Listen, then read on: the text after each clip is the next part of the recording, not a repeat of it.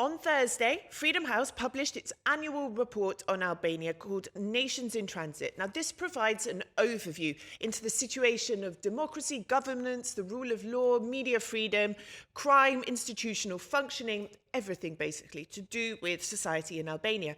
And it then ranks the country in the region and in Europe and gives it a score and a designation.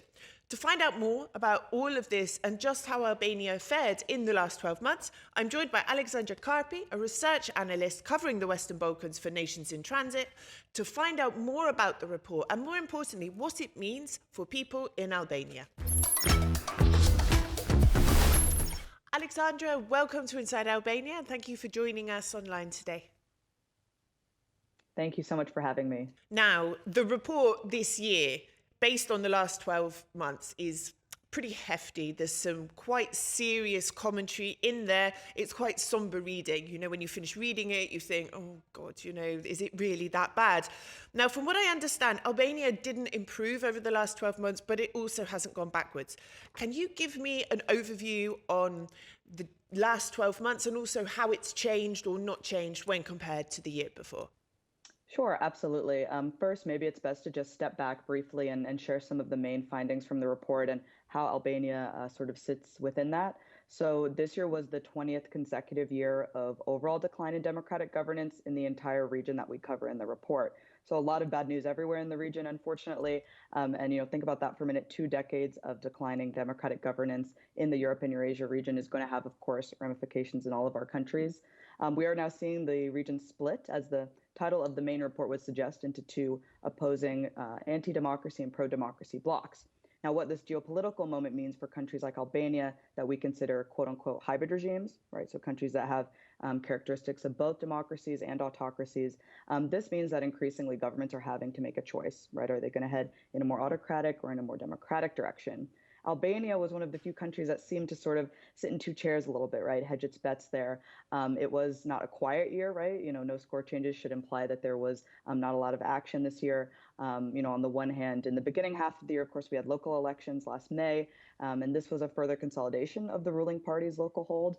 But we're still seeing the fallout from that, right? We just saw the news in the last couple of weeks that the Freddie Baleri case, we saw that the conviction of vote buying that had taken place at the end of last year, we now saw that the caretaker head of government in the Himar municipality is also being indicted for corruption. So this is, I think, kind of gives a good snapshot of the tensions in Albania this year. On the one hand, the socialists continue to kind of be the top dogs, right? On the other hand, there are still persistent corruption concerns, which is a shame because we did see Albania make quite a bit of progress last year on our corruption indicator, but this remains, at least at the local level, rather persistent.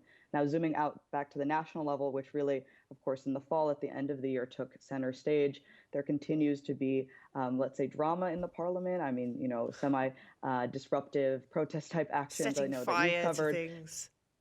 Yes, exactly. And again, this is sort of within the realm of normal in Albanian politics, but is an indicator that the opposition has sort of run out of options in a way. And the result is that now we haven't had the opposition participate in the parliament for, 5 or 6 months now. So this is, of course, not the sort of normal playmaking that should be taking place in democracies. As I said, it's within the realm of normal for Albania, but this is some of the challenges that we've kind of ended the year with. Have there been any positive developments? I think, on some parts of the fight against corruption, yes, I think you could point to some positives in 2023. I mean, of course, we had SPOC, the anti-corruption structure, continue to be really proactive in fighting corruption. Yes. We had indictments against, former presidents, former deputy prime ministers. Of course, I know you covered those as well in the last year. So that continues to be really the most, I would say, bastion for democracy, the most trusted institution in Albania at the moment.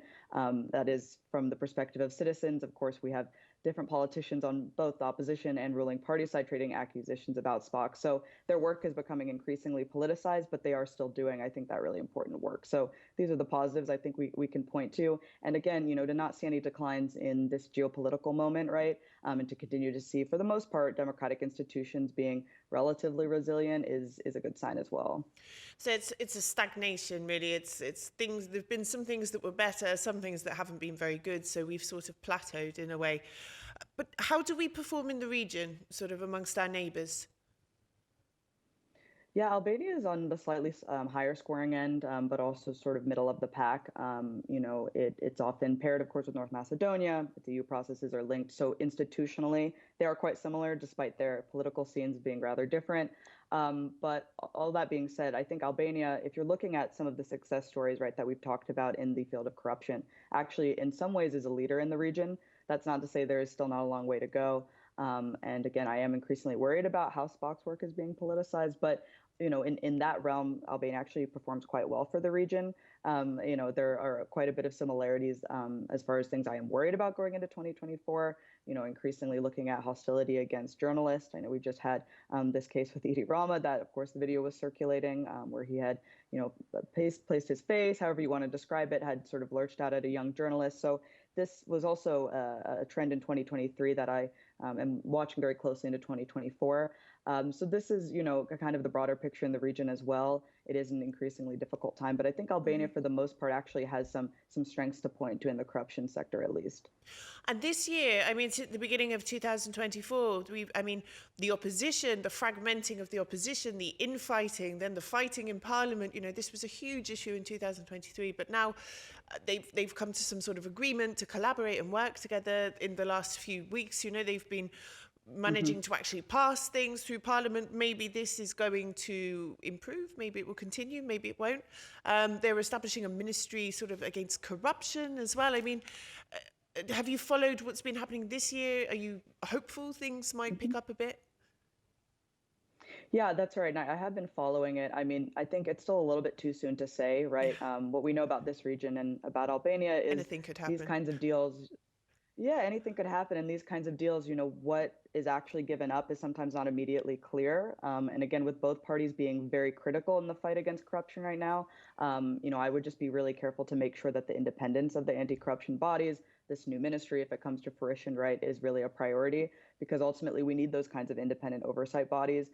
We do, of course, need political agreement and parliamentary function, but at the same time, those things should not take precedent, right, over making sure that the bodies are independent and functioning as they should. But the international community, and particularly the U.S., has been watching very closely and has been, I think, both encouraging when it needs to be encouraging, but also has been pointing out the places for improvement, at least in, again, the corruption sector I can speak to. So this is positive. But let's wait and see what the real outcomes of the deal seem to be. I am sometimes skeptical about these things, but at the same time, it could really be a step forward for just the overall democratic nature of these parties and for Albania writ large. And Albania is moving forward slowly but surely with its EU integration, and obviously every aspect of Albanian society, the rule of law, democratic institutions is technically going to come under a sort of spotlight. Do you think this is going to have a real impact on the situation here? Do you think it'll end up being a box-ticking exercise? Do you think there's political will to improve things? How do you see this process impacting the situation?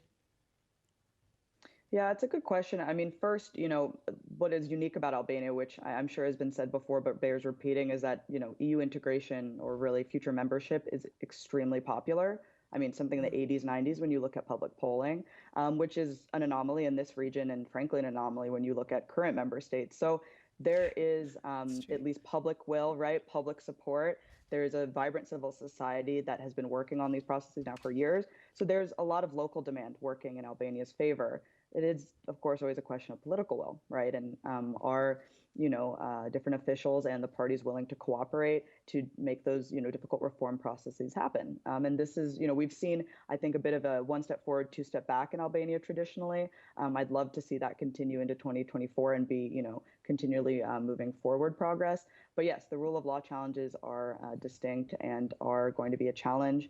The need for vetting processes, right? I know Albania has started this process. These kinds of mechanisms we've seen in other Western Balkan states in the process, like Montenegro. We've seen that be a sticking point. We've seen them sort of falter.